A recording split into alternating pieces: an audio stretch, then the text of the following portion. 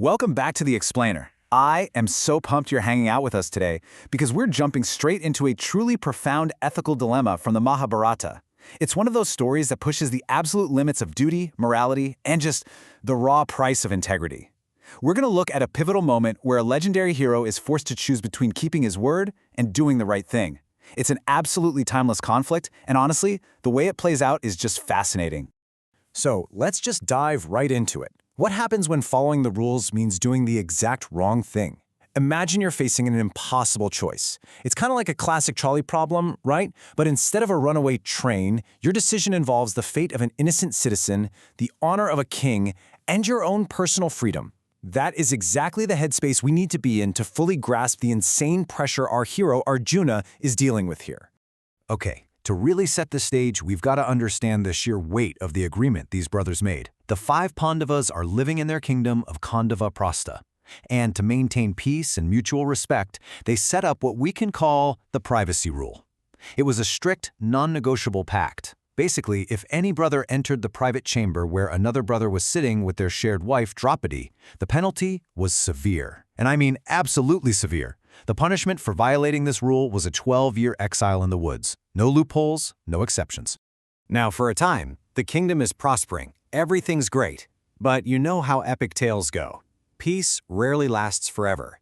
The catalyst that completely shatters this tranquility shows up in the form of a weeping Brahmana.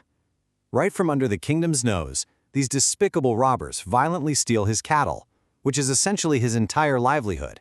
Deprived of his senses by anger and grief, he runs straight to the palace.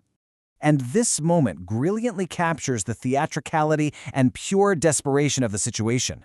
The Brahmana doesn't just politely ask for help. No, he issues the stinging, grief-stricken accusation against the rulers themselves. He literally cries out, "Alas, the wretched jackal invades the empty cave of a lion." He is essentially calling out the Pandavas to their faces, saying that low-level thieves, the jackals, are brazenly attacking because the lions, the kings, are fast asleep on the job.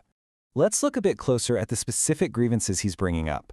He argues that his sacred sacrificial butter is basically being taken by crows. But even more importantly, he calls out a core tenet of their society, a king who takes 1/6 of the land's produce as taxes but completely fails to protect his subjects. That is considered the most sinful person in the world. An innocent man's wealth has gone, and in his eyes, virtue itself is diminishing under their watch. He is literally begging the Pandavas to pull him from his grief.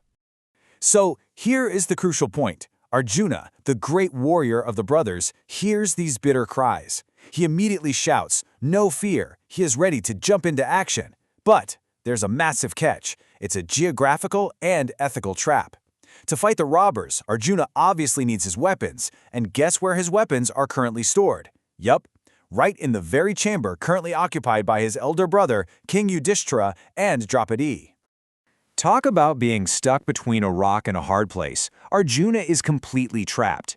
If he takes action and bursts into that chamber, he violates their sacred privacy rule, disrespects the king, and instantly guarantees his own 12-year exile in the woods. But if he chooses inaction and just ignores the Brahmana, the consequences of that are even heavier. The king gets touched with sin for failing his duty. Irreligiousness spreads through the kingdom like wildfire, and Arjuna incurs deep moral dishonor. He's literally weighing the technicalities of the law against the true spirit of his duty to protect. Arjuna reflects on this with a sorrowful heart. He realizes that if he doesn't dry the tears of this innocent man, the entire kingdom suffers. So he decides he has to completely overlook his own safety. He doesn't care if he incurs a personal penalty or even dies out in the woods. He arrives at this profound resolution, saying, "Virtue is superior to the body and lasteth after the body hath perished." He chooses what's morally right over his own comfort and his rigid adherence to the pact. Once that monumental choice is made, Arjuna acts with swift, completely heroic execution. He incurs the penalty by stepping right into the chamber. He talks with Yudhishthira, grabs his bow, and cheerfully tells the Brahmana to lead the way. Armed and armored, he hunts down the thieves, pierces them with his arrows, forces them to drop the booty, and returns the stolen cattle. He fulfills his highest duty flawlessly. Now you might think the story ends there, right? He saved the day, the citizens are thrilled, he returns to the capital winning great renown. The guy is a hero. But Arjuna simply refuses to ignore the fact that he technically broke their established pact. So he bows to the elders, approaches King Yudhishthira, and turns himself in. He actually asks for leave to observe the vow of exile. He owns his actions completely. Which leads us to this really fascinating narrative twist. King Yudhishthira is deeply agitated and grief-stricken by this request. He loves his brother, and he knows exactly why Arjuna did what he did. So the king desperately tries to offer Arjuna a legal loophole to avoid this harsh penalty. He says, "The younger brother may without fault enter the chamber where the elder brother sitteth with his wife." He's basically arguing the rule was only ever meant to punish an elder brother intruding on a younger one. Let's break down Yudhishthira's plea here, because he is pulling out all the stops as the supreme authority. He straight up commands Arjuna to desist from leaving. He assures him there is zero displeasure in his mind. He insists Arjuna's virtue hasn't diminished one bit by breaking a rule to do a good deed, and that he absolutely didn't feel disregarded. I mean, this is a full pardon served on a silver platter by the highest judge in the land. But Arjuna's response? It is an absolute mic drop moment. He looks at his elder brother, the king, and flat out refuses to accept the pardon. He points out that he learned from Yudhishthira himself that quibbling, using technicalities or loopholes, is simply not permitted in the discharge of duty. He states, "I cannot waver from truth. Truth is my weapon." He completely rejects the easy way out because his integrity just won't allow it. 12 whole years. Obtaining the king's tearful permission, Arjuna prepares himself for forest life and leaves to live out there for a full 12 years. He fully accepts the monumental consequence of his unshakable integrity. Think about that. He did the right thing to save an innocent man, fully knowing it would cost him a decade of his life, and he still refused to back out when offered an excuse. Which brings us to the ultimate takeaway from this explainer. Arjuna's dilemma really forces us to examine our own lives.